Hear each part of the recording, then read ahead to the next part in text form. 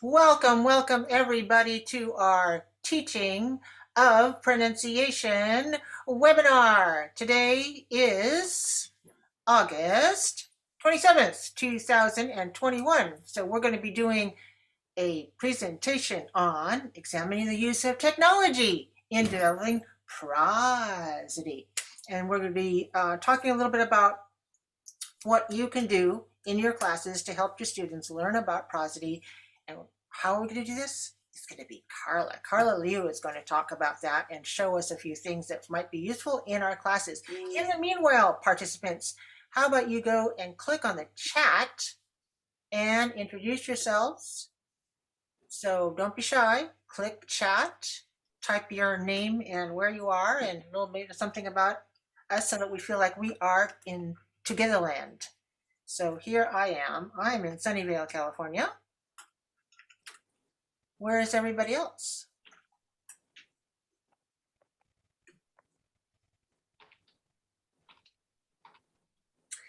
So let's see who's here.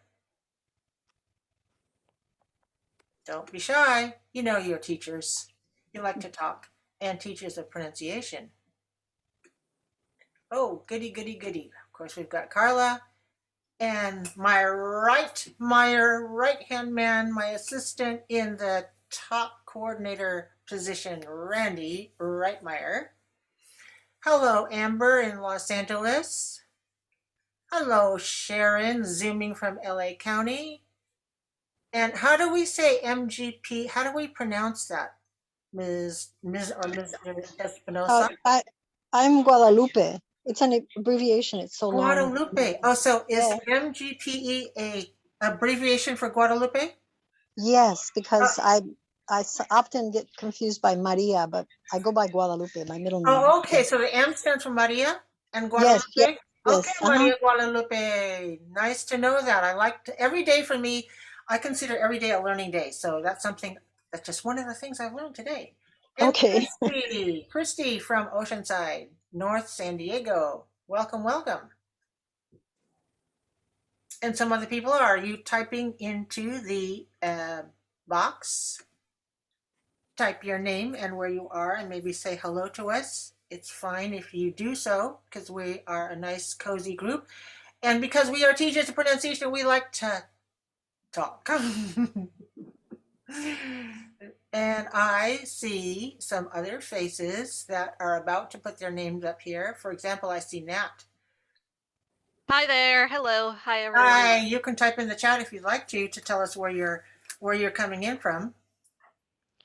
Okay, sure.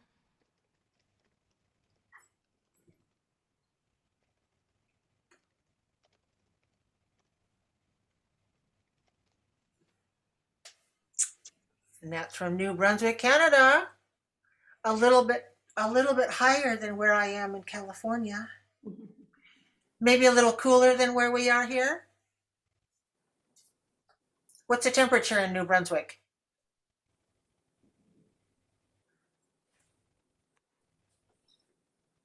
Looking it up, I can tell that.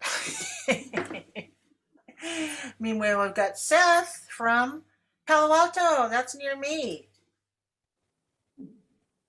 You're in the 90s. Oh, she says it's in the 90s. That's warmer than it is here now. Yeah. Okay, I think you're getting the coastal 90s. That's kind of an unusual thing for us at this time of year, but I think we're going to be in that neighborhood today here in Silicon Valley.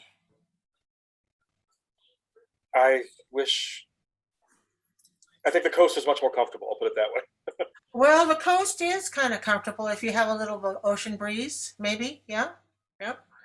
Well, those of you who have been coming to our top sessions, which we've been having every month, yes, you probably know us. I am Marsha, Marsha Chan. I am the top co-founder and a co-coordinator, along with Jadine Elvin from CSU Fresno. She's at Fresno State. She's not able to be with us today, but she is here in spirit. And of course, Randy Reitmeyer, our assistant coordinator for this year, she is here with us today as well.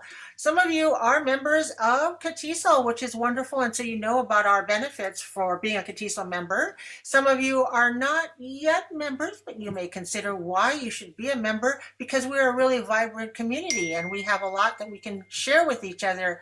And nowadays, it doesn't mean that you have to be located in California to be part of our group. We do have members who actually reside in other parts of the world. You have access to our peer-reviewed language publications at CATESOL Journal, which you can find by clicking on the place about communication on our website. We also put out CATESOL update announcements at least once a month, if not more. If you're a member, you get discounts to regional and state conferences. You, of course, have free access to an unlimited number of interest groups like TOP and other areas, for example, up to your levels, like K-12 or adult or community college, that sort of thing, and to chapters which were pre-pandemic and probably post-pandemic, more important when we do face-to-face gatherings and you actually have meetings in your geographical area. But online, you know, you can interact with us. We have networking and learning and teaching with lots of members at conferences and other kinds of events. So we hope that you'll consider us, because we have, you know, online discussions with our message boards. Some of you who are looking for a job will find it useful to go to the job bank and see what's out there for different kinds of jobs in different places in the state. We have resources, and we do have grants through our CATESOL Educational Foundation. So there are a number of grants and awards for both teachers and students. And when I mean students, you know, we're talking about students who are coming into the field of teaching English as a second language. So we have a lot of opportunities. Now, today, we're going to hear from Carla Liu, who is from where? From the Riverside. Sorry? Oh, I'm sorry, Riverside. Is that where you're living now? You're living in Riverside? Yes, yes. Okay, that's awesome. And you teach at the the California Baptist University, right? Right. And some of the things that you do, tell us what you do is you coordinate certain programs.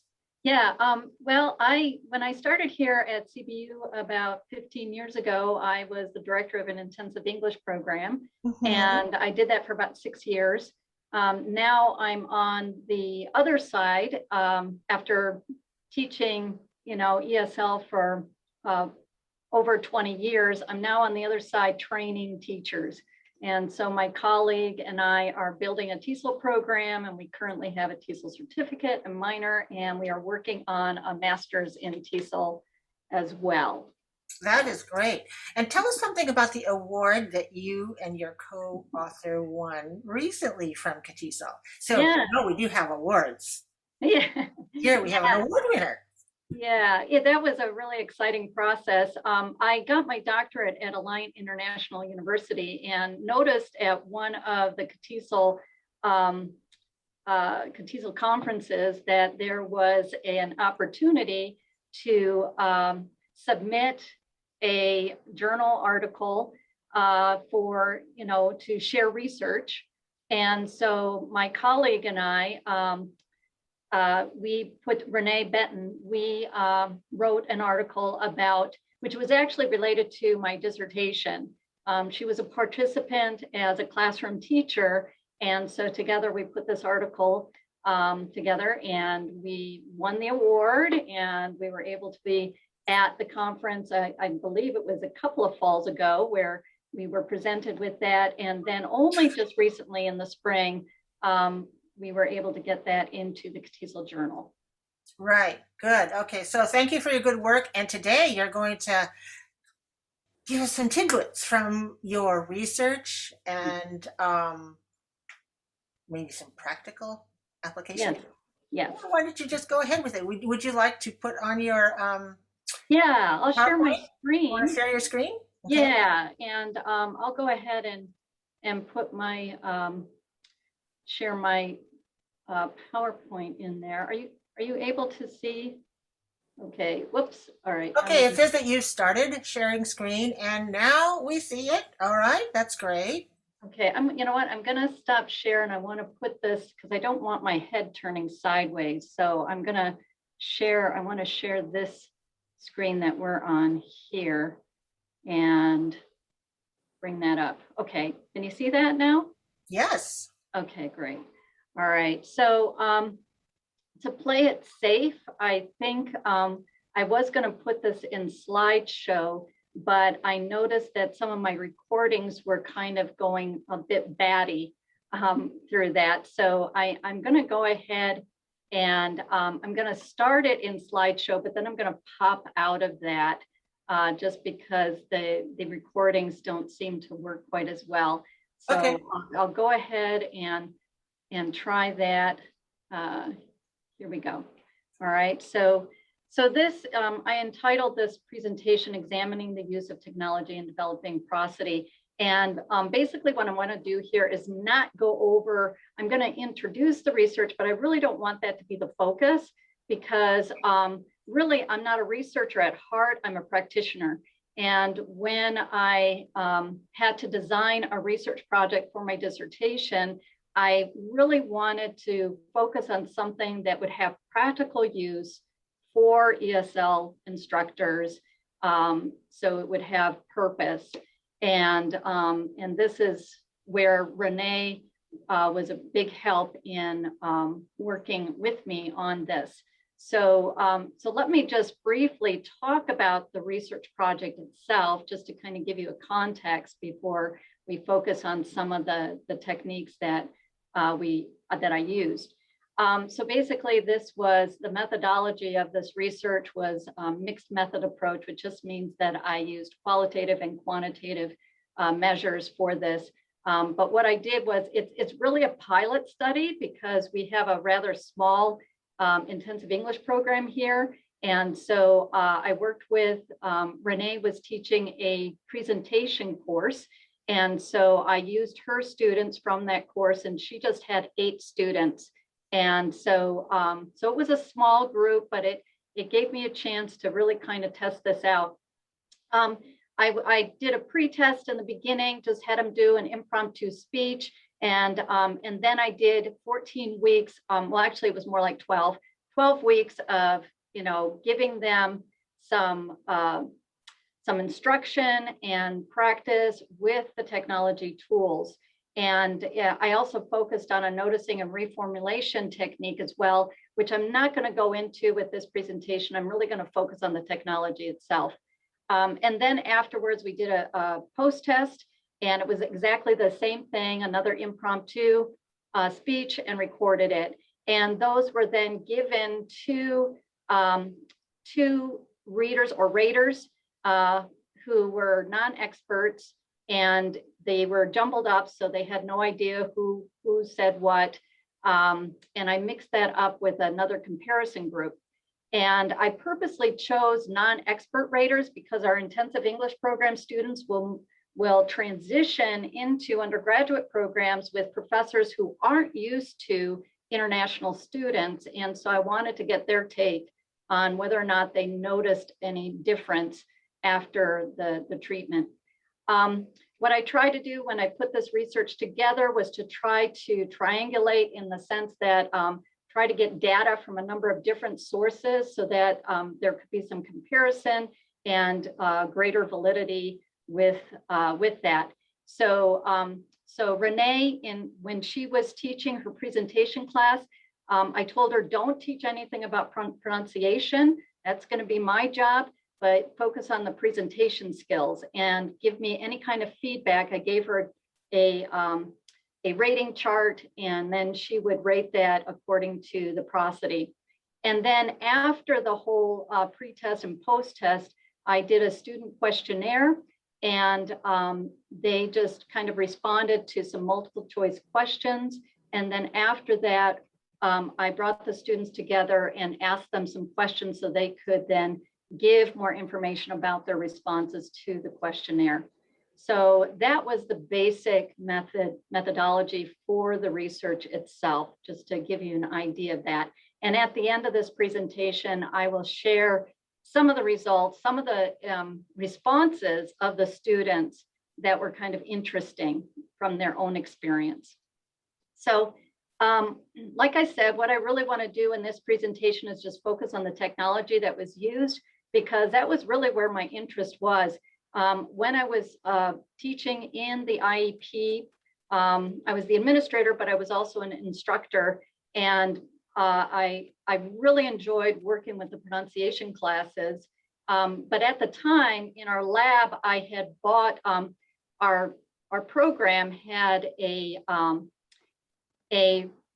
pre-packaged pronunciation tool that we used in our lab. But what I found frustrating is that if I wanted to work on something specific, I couldn't do that because it was all pre-packaged. And so I really wanted to see, are there any tools out there that I could use, and that way kind of create my own kind of exercises that would fit in with what I was teaching. All right. And I also wanted to find something that was user-friendly, because you know, my husband's a computer programmer, but I'm not, you know, strong in technology. I've learned a lot, but I'm not, you know, a strong technological person. And so I wanted to find something that was user-friendly and also something that was affordable, because a lot of these prepackaged programs are very expensive. And so in my research, I came across two. The first one is Audacity, and the second one was WASP. And I forgot all about my poll. So let me first, before I go on from here, let me do a quick, it's like there's about 4 of you that have used Audacity, and 1 has used WASP, but most of you haven't used either. So hopefully in me sharing this, you will be able to see how you could make use of both of these technologies.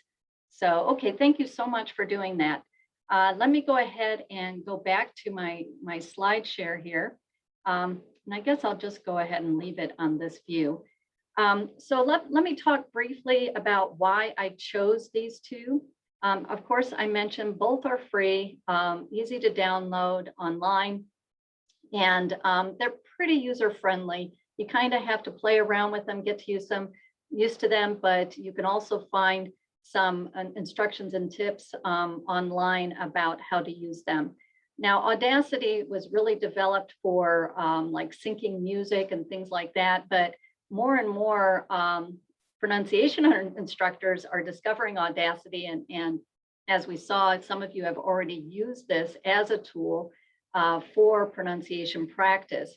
The nice thing about Audacity is that it shows you a waveform, which then gives the students a visual. So in my research, what I'm finding is that, you know, we often think of pronunciation as just being auditory, but by giving them another way to be able to see the speech sounds adds to that knowledge. And so here we not only have the auditory, but also the visual, and showing them how to look at the visual so that they can see how their pronunciation is being formed. And the other nice thing about Audacity is that you can share a model, and then the student can record their voice, and so they can see both the model and yours, their own, together on there. And there's some other advantages to that as well. Now, WASP, the reason I chose WASP is that with Prosody really focuses mostly on stress, rhythm, and intonation. And so I found that Audacity was really helpful with looking at stress and rhythm, but it did not deal with pitch.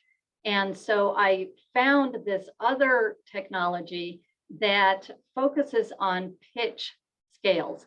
And so I used this when I would teach and train students about intonation. And so I will show you both of these and how I use them in regards to prosody. So as I mentioned before, prosody focuses on stress, rhythm, and intonation.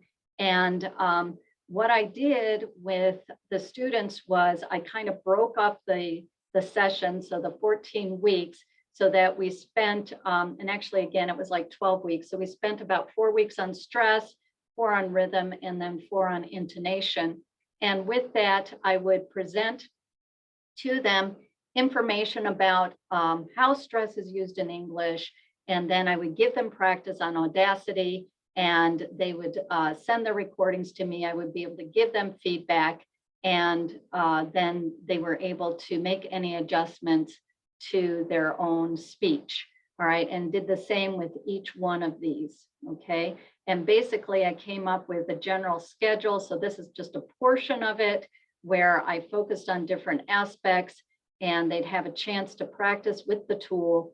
And then I kind of do a sum up before I would move on to the next phase. And that's how it was broken down. All right, so now what I'm going to do from here, that's the general idea of what I did with the group.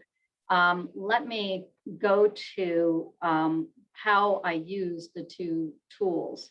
All right, so let's first talk about stress, and I'm just going to touch on a few key items as we move along here to save time. All right, so one of the things that I presented to the students was the difference between stress time and syllable timed language. Now, if you've done any research on this, you might be very familiar with it. There is some controversy about it. You know, not everybody agrees that this is valid, but there's some aspects of it that we can see the difference between languages. And it's a great starting point for students to be able to start noticing their own language speech as opposed to English. And so one of the things that I would present to the students is, especially since the students I was working with were both Chinese and Native Indian, not Native Indian, I'm sorry, from India. So they were Indians and Chinese students. And so we would talk about English being a stress time language, which basically means that typically your content words would have the stress in a sentence, and this would create a speech music that kind of created this nice rhythm throughout. So the birds abandoned the forest. They built their nests in the orchard. And so those content words, as opposed to the function words, would get the stress. Whereas in some language, and it would look something like this in a visual, some languages would have stress almost every word in a sentence. And so this would create a real, a different kind of rhythm. So when every syllable is stressed. And so that's how it would differentiate from English. And so then I would give examples using Audacity and teaching them and showing them how to analyze the waveform to see this stress and syllable focus. And so here is a sample of a sentence in English where we see the alternation between the stressed and the unstressed words. Now, obviously, before this, we would focus on individual words and how stress occurs in them. But here I'm just jumping right to sentence stress. All right. So, for example, here is an English sentence. They built their nests in the forest. Okay. And so then I would point out to the students, all right, so you can see here that in the English, we see that as I mentioned before, the content words are getting the stress in the sentence. And this is showing up on the waveform as stress, meaning louder, more emphasis, more strength to those syllables. And we can see that here with built and nest and forest. And so if we play that again, you'll see let me put this here. You can see that. They built their nests in the forest. Okay, and so again, that alteration between the stressed and unstressed creates that speech music that has this rhythm to it, okay? And I purposely would choose sentences that exaggerate this, because when we're speaking in a regular tempo or a fast tempo, we don't notice it as well. And so here I actually just recorded from, I put the sentence, I could have done the sentence myself, or I think with this one, I also kind of just put it in Google Translate and had it create a sentence, and would get that steady rhythm, okay? So you can see that de-dum, de-dum, de-de-dum, de, okay? And so that stress with the different content words. Then I would compare that to other languages. And like I said, I was working with Indian and Chinese students. So I would give an example of their own languages to show the difference between the two. And so here we see this is Hindi, all right? And it's not necessarily the same sentence, it's just a sample sentence.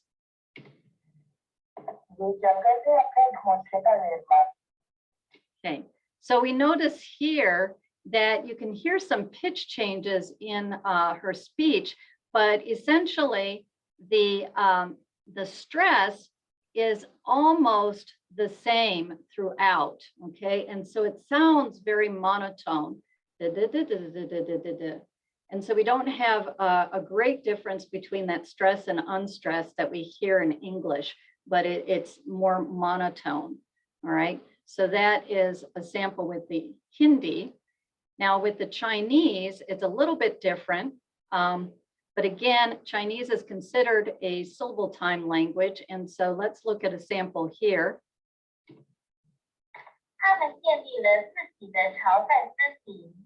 Now Chinese have their own tones, right, to each word, whereas English has tonal changes or pitch changes between phrases. And so it's a little bit different there. So those tone changes, you can kind of hear them, but what happens here, it's a lot more staccato. So da da da da da da da. And so if you were listening to Chinese, it can sound more almost machine gun like, you know, that da da da da da da da da da. All right, as opposed to the English again, de dum, de dum, de de dum, de, where we have that rise and fall and that stress and unstress. Okay. So that gives them a basic idea of some of the differences between stressed and syllable timed.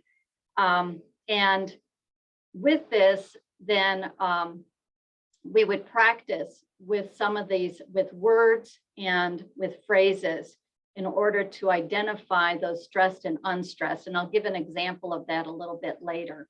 But let me first move on and talk now a little bit about rhythm. And with rhythm, one of the things that we would focus on is chunking.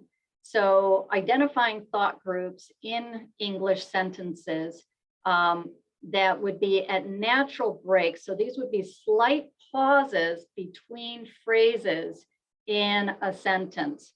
And we would identify those, and I would walk through that with the students, first showing them a sentence. So let me give you a sample sentence here. I used to love to sleep late on weekends until I watched my neighbor exercising every day and looking very physically fit. Now I wake up at 5:30 in the morning. Okay, so I don't need to go that far into this. I'm just going to focus on that first sentence there. And so I would train them or help them to identify those thought groups and where to break them in a sentence.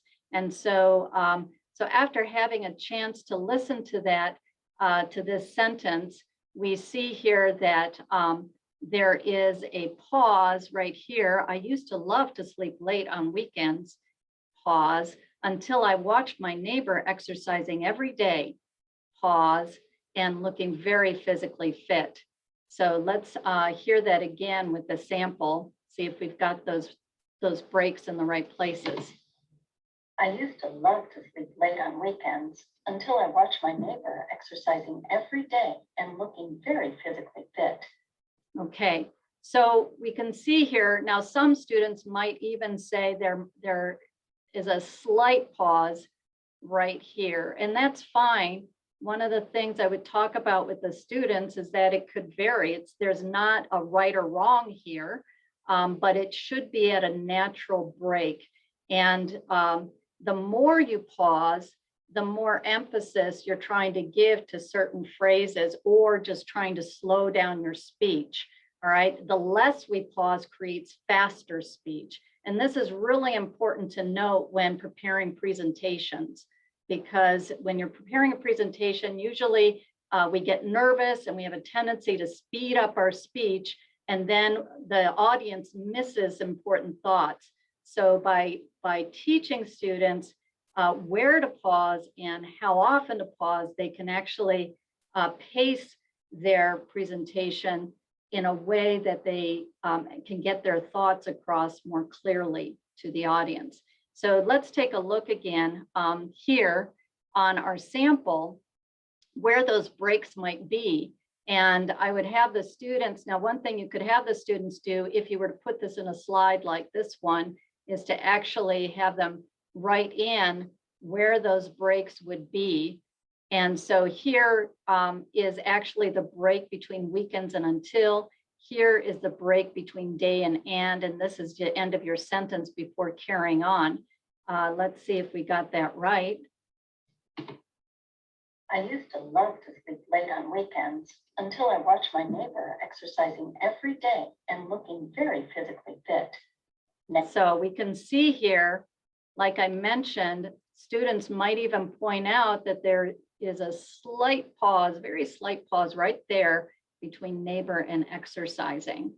Okay, so they can actually visually see those breaks in there, especially the longer that pausing is. And one of the things that I like to use is storytelling like this one, because in storytelling, we tend to dramatize more. And so when we tell a story, we'll typically pause more or raise our voice more in order to emphasize and dramatize the telling of it. And so the storytelling is a great way to be able to identify these kinds of thought groups. Okay, so there's that. Now on this next slide, I'm going to give some examples of techniques that can be used with the Audacity. All right, so one thing that can be done is repeat and compare. And this is really good, especially when introducing stress with individual words. And so when we are learning words, we really don't learn words based on spelling to memorize them, but they get placed into our own lexicon mostly by sound. And so we tend to group them by stress patterns.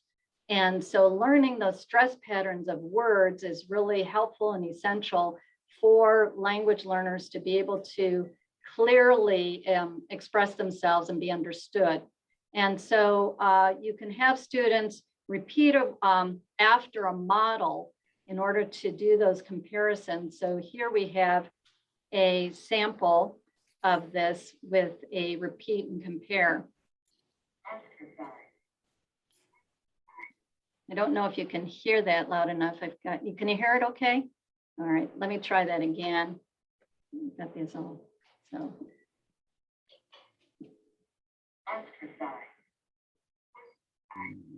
So you can see here that this is the model, and the student can then compare and see that we've got ostracized. So we have the primary stress and a secondary stress here, and I put that the wrong way.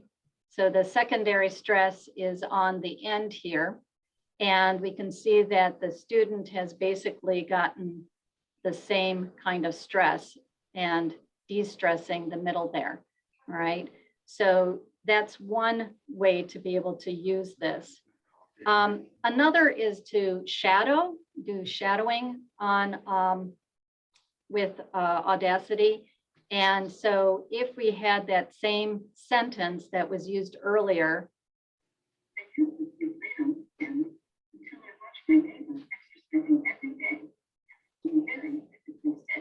now, one thing that that I would have the students do is I wouldn't actually have them record their own voice, but I would have them shadow after the model. So for example, it would sound something like this.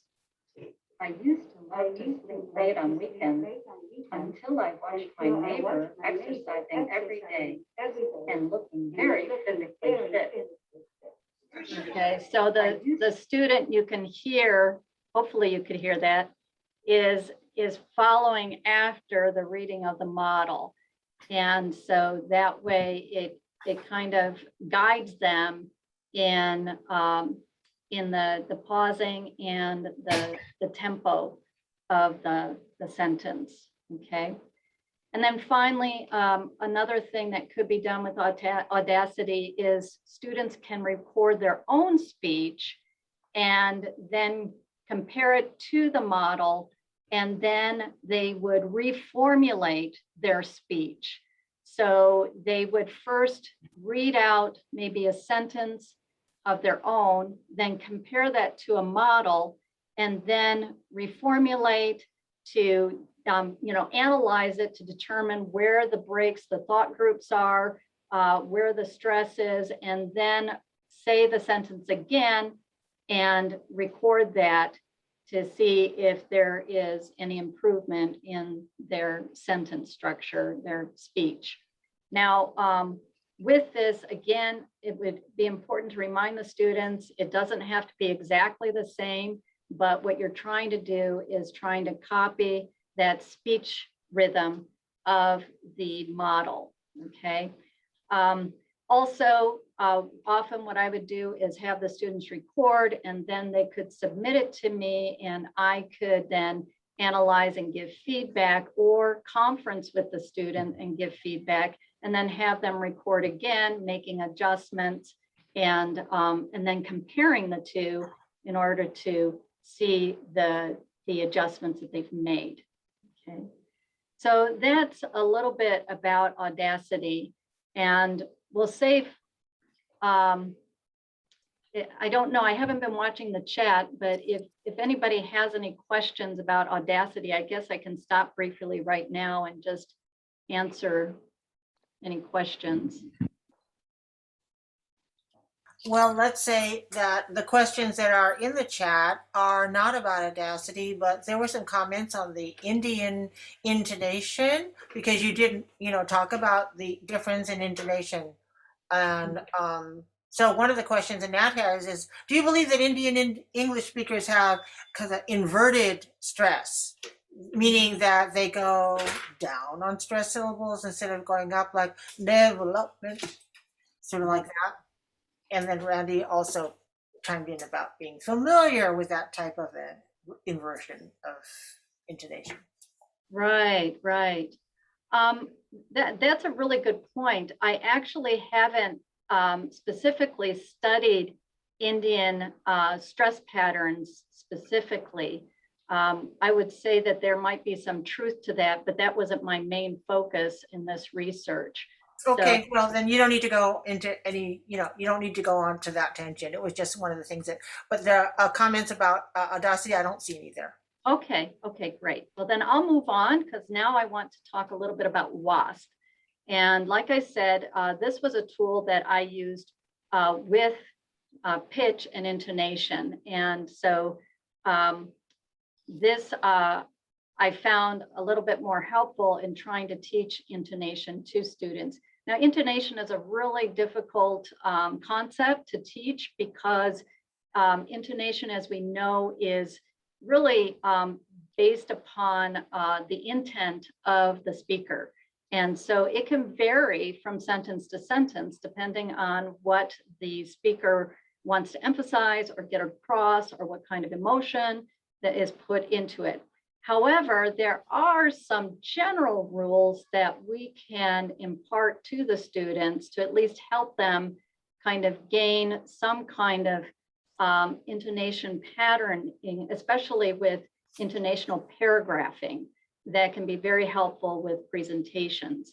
And so I'm going to present a couple of them here and then give you an example to show how this might look in a presentation or brief storytelling.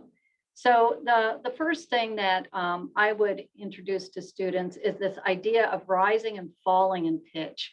And typically in English, we tend to rise on the beginning of a thought and then fall, fall with some pitch change patterns, but fall towards the end. So the listener is able to identify when we rise, we're starting a new thought, and when we bring down the pitch, we're ending that thought. And so here's an example that I would use to point that out.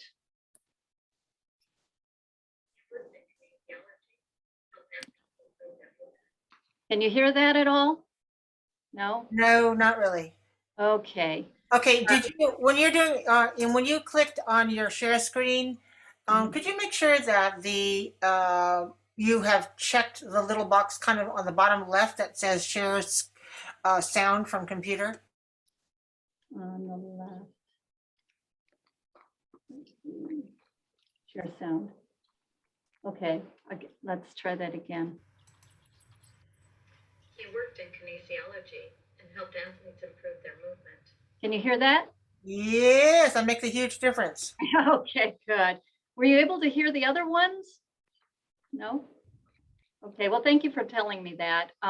Yeah, so here, here's the pitch pattern for that sentence. So he worked in kinesiology and helped athletes improve their movement. And so here we see, I would point out to the students, now you can see here that I purposely paused greatly here to create the thought groups, because one thing about thought groups is that each thought group has its own pitch pattern. And so this is helpful to know so that when we have those slight pauses, each chunk is going to have its own pitch pattern. But in this sentence here, we can clearly see, and I'll put this in a different color here, that we have the rise in pitch at the beginning of the sentence, and it rises rather high. And then we have a bit of a rise here before the pause, and that's telling the listener, I'm not done yet, just wait. All right, so we have that slight rise there, and it continues over into the next thought group, and then we can see that we have a down pitch here, telling the listener, okay, I'm done with my thought. All right. And if we look at that again with the model. He worked in kinesiology and helped athletes improve their movement. Okay, so he worked in kinesiology, and we see that slight rise at the end of that thought, but it's telling us we're not finished yet, and helped athletes improve their movement. And so then we bring it down. All right. So I would show them that there's that rise and that fall. And we can see here that in general, we've got a pattern of kind of working our way down to the end of that thought. Okay. So, there's the rise and the fall of pitch. Now, another basic rule that we can talk about with intonation is listing. And so listing has clear intonational pattern. And so we can see this again in WASP with this sentence. So let me share that sentence with you. The students are studying business, graphic design, and English. Okay. And so again, here we see that we start on a rise. And again, usually it's the content word that is, we rise up on that stress part of it. And then here we see that with business, we're still on a rise here because again, that's telling us we're not done. And then we see with graphic design, which has a drop here before we begin the rest of that thought group, and we have a down pitch at the end telling us we're done with the sentence. And so we can see here again. The students are studying business, graphic design, and English. Okay, and so with that list, we have that carryover telling the listener, I'm not done, here's a few more, and then ending. All right, so those are some basic intonational patterns that we can point out to students that can help them to not only find the pitch within their chunks, but also to know how to begin and end a thought. So let's see how that would look in a longer statement or sentences. Again, like I mentioned before, I like to use storytelling because there's more drama put to it, and so we can hear the emphasis on the different words and also the pausing. And so here I took a brief story by a speaker from TED Talk, and I'm only taking a chunk of this to show you. And I recorded it while I was playing it. And I'll just let you hear this first part before I point out some things. Well, the subject of difficult negotiation reminds me of one of my favorite stories from the Middle East, of a man who left to his 3 sons 17 camels. And to the first son he left half the camels, to the second son he left a third of the camels, and to the youngest son he left a ninth of the camels. Well, 3 sons got into a negotiation. 17 doesn't divide by 2, it doesn't divide by 3, it doesn't divide by 9. Brotherly temper started to get strained. Finally, in desperation, they went and they consulted a wise old woman. Okay, so so now we're going to, I would put this up on the board with the students, and we would together try to identify those different pitch patterns that we just talked about, but I would take it in chunks so as not to overwhelm them. So first we would find the first, we would find the first chunk and then take a look at that. So let's listen for that. Well, the subject of difficult negotiation reminds me of one of my favorite stories from the Middle East. Okay, and so here we have the first chunk, and we can identify that we're rising at the beginning of the sentence, and we have, let me put in this line here. This is our first chunk here, and we are falling at that pause. So he doesn't really end a sentence here, but he has a long pause before he finishes his thought. All right, and then we can continue from there. So let's continue here. A man who left to his 3 sons 17 camels. Okay, and that's where he actually ends the sentence. And so we see here, he ends it right here. And he has noticed that he had that pause and came down low there, but then rises up again here. Oops, and I meant to use a different color there. Okay, so he rises here and it didn't change color. Sorry about that. And he has a fall, a deep fall here, ending that thought. Okay, so let's continue with this, and let's continue from that point right here. And to the first son he left half the camels, to the second son he left a third of the camels, and to the youngest son he left a ninth of the camels. Okay, so now what do you notice? And anybody can shout out here. Here's our next chunk. But what do you notice that he's doing in this thought group here? And let me play it again so we can hear what he's doing. Let's see, right here. And to the first son he left half the camels, to the second son he left a third of the camels, and to the youngest son he left a ninth of the camels. So based on what I've talked about with intonation, what do you notice there? Anyone? Good. Okay, there's some rising intonation. Yes. Now you said at the end, yes, there's a high rise there, All right, but notice again, if we follow that rule that we were talking about, let's take a look here. He starts that sentence high here, and then he's listing. And so when he's listing the number of camels, we see that he's rising on each one because he's not done. And then we see a rise and fall as he ends the sentence. Let's take a look at that again. Let's see that rise and fall. So let's begin right here.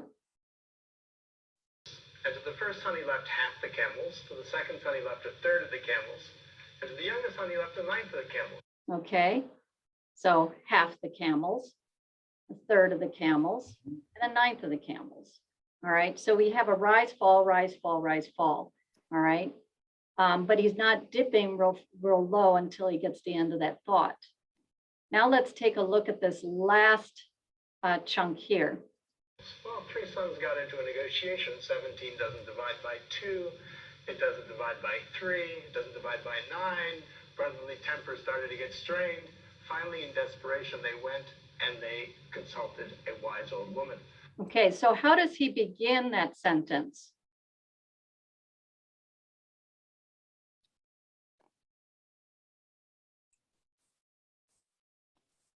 Does it begin high, low? Can we hear that again? Just that Yeah. part? Okay, let's go back to that. Right here. Well, 3 sons got into a negotiation. 17 doesn't divide by 2. It doesn't divide by 3. It doesn't divide by 9. Brotherly temper started to get strained.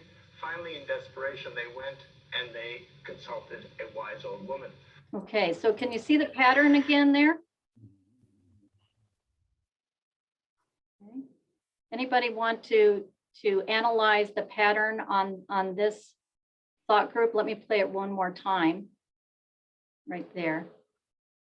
Camels. Well, 3 sons got into a negotiation. 17 doesn't divide by 2. It doesn't divide by 3. It doesn't divide by 9. Brotherly temper started to get strained. Finally, in desperation, they went and they consulted a wise old woman. Okay. So what do you notice with the intonation pattern? Contrastive stress. Okay. All right. And can you point out specific anything? Yeah. Where? So we have that a good point on that contrastive stress. In terms of pitch, where do we see that rise and fall? So notice again here, well, he starts up high, right? And then on each one of the points, doesn't divide by 2, doesn't divide by 3, or whatever his numbers were. He's kind of carrying on and letting the listener know, I'm not done yet, I'm not done yet. And then at the end, I can't point it here, but he falls, okay? So we see that same kind of pattern of the rise at the beginning of the sentence, working its way down to the fall at the end of the sentence, but with that listing, telling the listener, I'm not done yet, I'm not done yet, now I'm done. Okay. Well, 3 sons got into a negotiation. 17 doesn't divide by 2. It doesn't divide by 3. It doesn't divide by 9. Brotherly temper started to get strained. Finally, in desperation, they went and they consulted a wise old woman. Now, another thing that can be pointed out, especially in presentations, when you're doing that, whenever you want to emphasize or slow things down, you can pause more, like I mentioned before. And you notice that he does that at the end of that sentence. He has that rise in pitch, and then he kind of slows down at the end to bring that thought to a finish. Okay.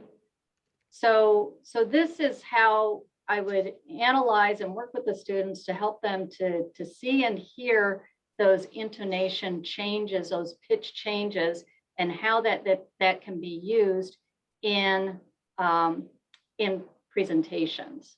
Okay, so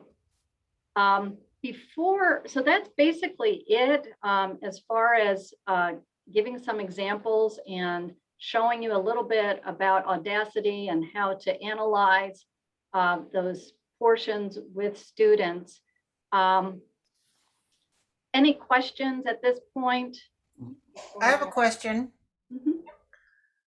I may have missed it. Did you say something about WASP? Is it free or is it something that your university purchased? No, it is free. It is free. And that's something I probably should have put on a slide here are the links for this. I can. Okay, so you know what? After this is over, I can send out a message to all of our registrants. And if you have some resources that you'd like to share, we can send it out at that time and then people can look at it later on. That sounds good. Okay, great. Any other questions or thoughts? So I thank you very much, and I'd like everyone to feel free to open your mics, turn on your mics, and speak up and ask your questions or make your comments orally. Thank you so much for bringing these to our attention. Audacity is something that I've used for many, many, many, many years and did a number of presentations on it, and I think it's a really great tool to use for well, for singing and for music and for language learning as well, which is what we're here for. So yeah, we can send you some resources at the end of this presentation, and it is being recorded. So if you were unable to attend from the very beginning, don't worry, you'll be able to watch it. Even if you were here, you can watch it again. And before we go, can I just really quick just share some responses from students on their experience with this? Sure. First of all, one of the things that we found really interesting that students responded on the questionnaire and in the focus group was they thought that understanding thought groups and chunking was extremely helpful to them. They also felt it was helpful to understand intonation. It was difficult for some, especially for the Indian student, because if a student can't hear the pitch changes or the stress, then it's difficult for them to produce it. And so with that student, we had to work more on exaggeration. And so the model had to really exaggerate and then encourage him to exaggerate so he could actually feel the stress changes and the pitch change. But overall, students really thought understanding this made such a difference, and the teachers saw the difference in their presentations once they understood how to chunk as they would prepare their speeches. They also thought that the visuals helped to see rhythm patterns and breaking up thought groups as well as pitch changes. They thought the visuals were helpful, but they didn't really like to compare to the model because they would get too frustrated because they felt like they had to be exactly like the model, and they don't. The idea, though, is to just get them used to hearing and identifying stress patterns and pitch changes. They preferred instead to record and then get feedback from the teacher and then compare to their own speech. So as they would get the feedback and then record again, they could see the adjustments. They also preferred doing this on their own rather than in a lab or a classroom because there was too much distraction with everybody else doing their practice. So yes, question, Seth. Yeah, I'm wondering if the students might react more favorably to Audacity than WASP because of the visual representation.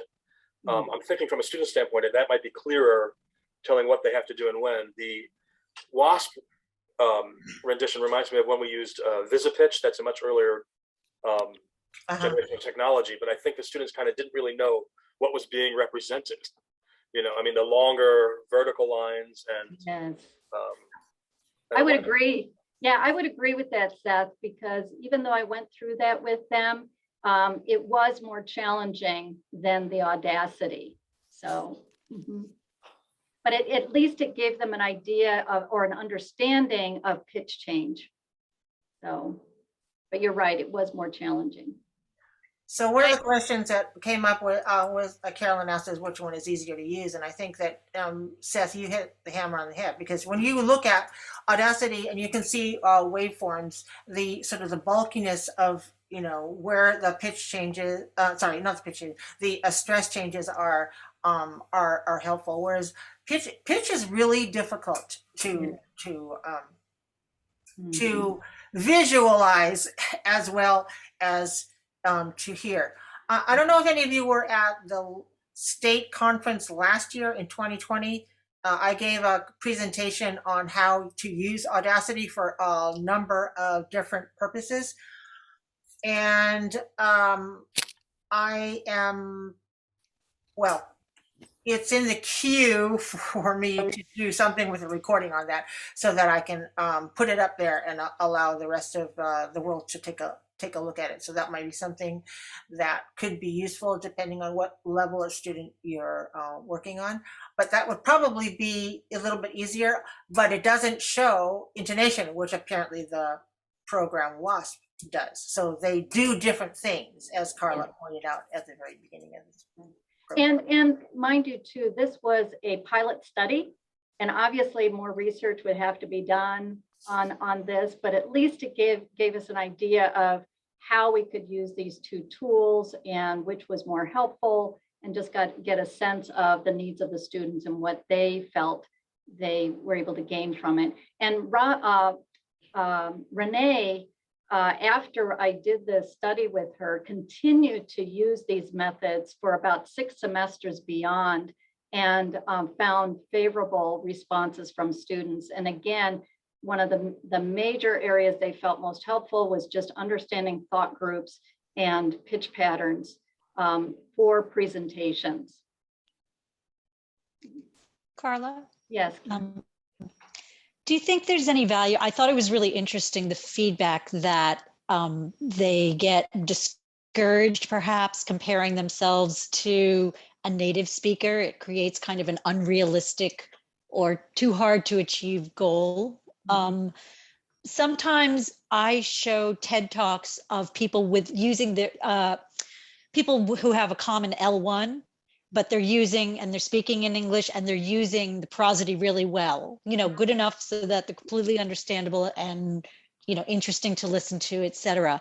Do you think there'd be any value to trying that approach in, you know, as a complement? Like, you don't have to speak like me, but here's someone with your L1 speaking English who's doing a great job with all the super segmentals, and maybe try to emulate them on Audacity. That's a really interesting thought. I think that it would be valuable in the sense that they can at least see that I don't have to speak like a native speaker, but still be understood, because the whole point of this research was to improve comprehensibility.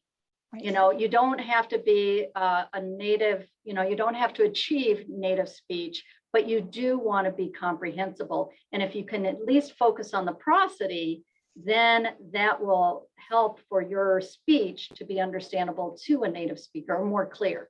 So yeah, very good point. Okay, thank you. Thank you. Any other? Yeah, Nate?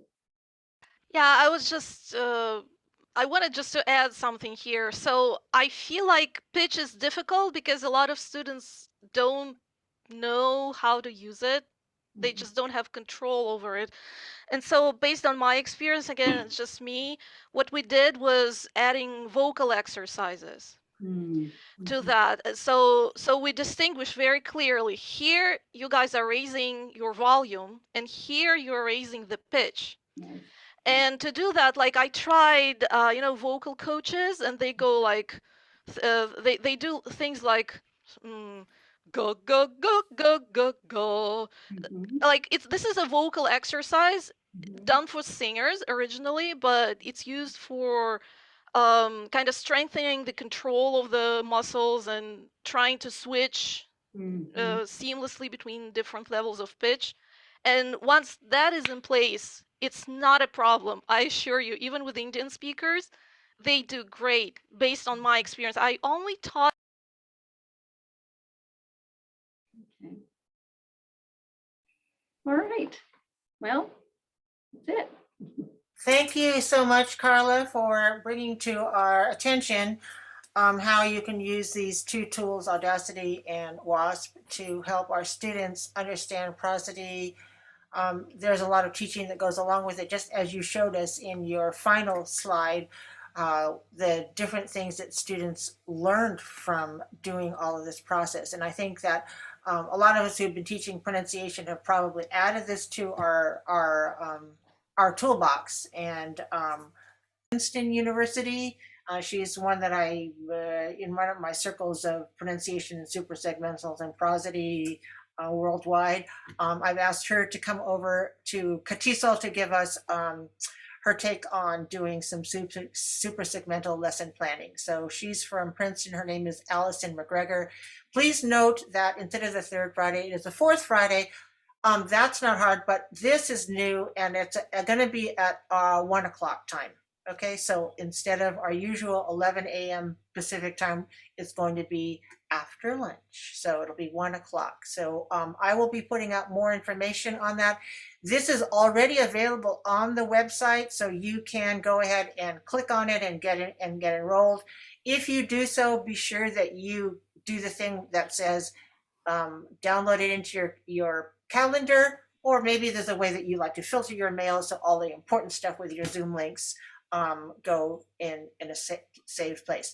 Besides that, we are having the state conference. So at the state conference, certainly we'll have stuff on pronunciation. Our state conference is going to be different this year. It's going to be virtual again, but instead it's going to be on 2 weekends. So it'll be Fridays and Saturdays in the last weekend of October, so October 29th and 30th, and then the following Friday and Saturday, November 5th and 6th. And this is to get people, to give people a different kind of experience where instead of it's all packed into sitting behind a screen for that many hours, we're trying to break it up so that it's shorter periods a day over a longer period of time. Okay, so if you are the type who would like to do a presentation, please note that there are that the proposals are open. If you are a member of CATESOL, you already received all of this information 2 or 3 times in the CATESOL update. Now, I know a lot of things come to your email box, and some things you may just not look at right away, and you think, oh, nobody ever told me, but in fact, we have told you, and I'm telling you again that it is there. So if you are interested in submitting a proposal, there is a link that is available to you in the updates. Now, for those of you who are not members, you haven't received this yet. And in my other hat as the web manager, I am trying to get all the information from the whole team of conference organizers so that I can open up, so I can publish the website that is specifically for the state conference. So that will be coming soon. And of course, everything is available on catesol.org. All right. So I want to, again, thank you very much for joining us today out to end this presentation, and we'll see you again in the future. Thanks for coming.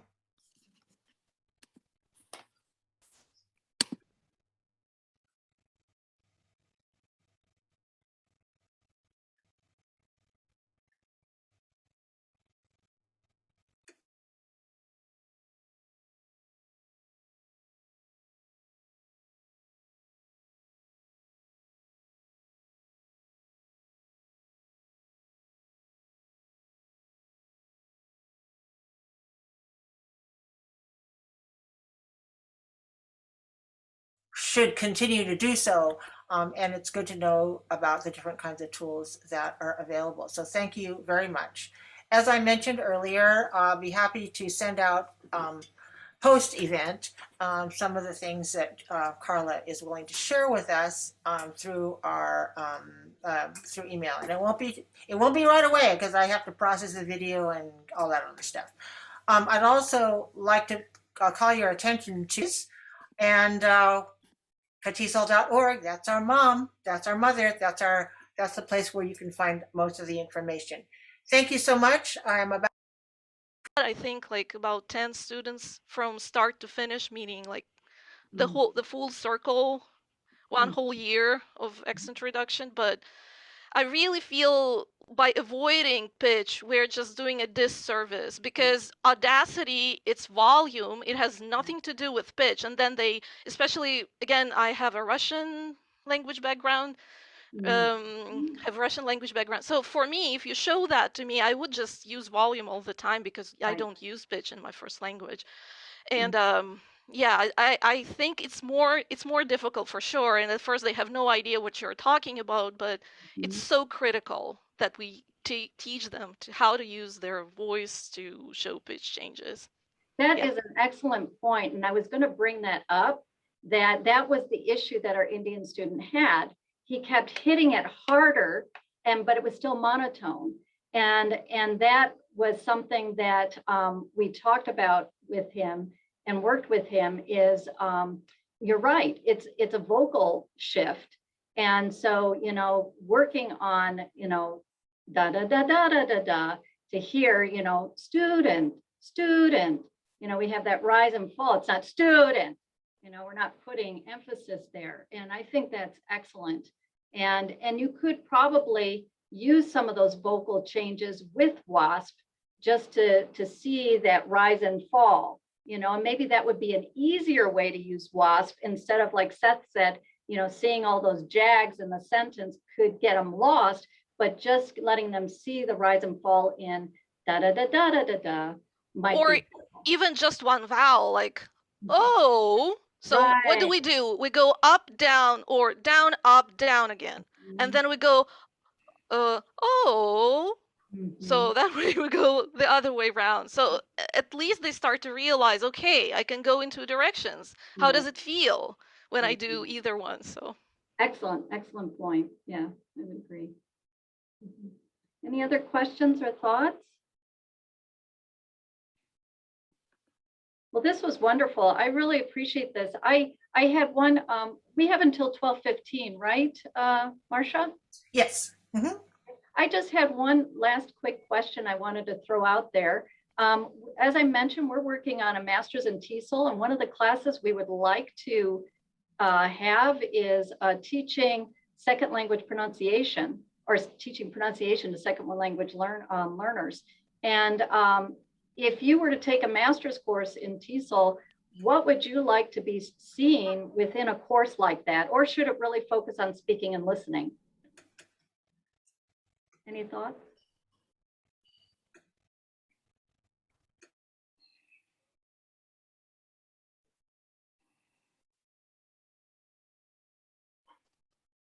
Seth, did you? I think that sounds like an ideal course for prospective. These are going to be teachers who are taking that. Yeah, because it's challenging to find a way to get this to really transmit the information and the practice to the students. I think sometimes to have the students fully produce what maybe the listener expects to hear for comprehension, if that makes sense. Yes. I mean, I think that would be important in addition to listening and speaking. Because one of the things that, I mean, you guys are all passionate about pronunciation, but it's one of the things that we tend to overlook, like in language programs. And part of the problem is that many teachers or TESOL teachers haven't been trained in how to teach pronunciation. They basically just kind of follow a book, and maybe there's only a little section there on pronunciation. And so this was one of the reasons why we were thinking it might be helpful to actually provide a course that shows the importance of teaching pronunciation in speaking and listening.